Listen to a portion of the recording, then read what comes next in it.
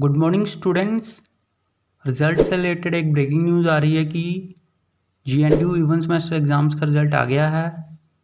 तो जिन जिन क्लासेस का रिज़ल्ट आया है वो हैं MSc microbiology 5 year integrated program second semester, fourth semester, MSc molecular biology and biochemistry second semester, fourth semester, MSc physics 5 year integrated program second semester, fourth semester, MSc zoology second semester, fourth semester.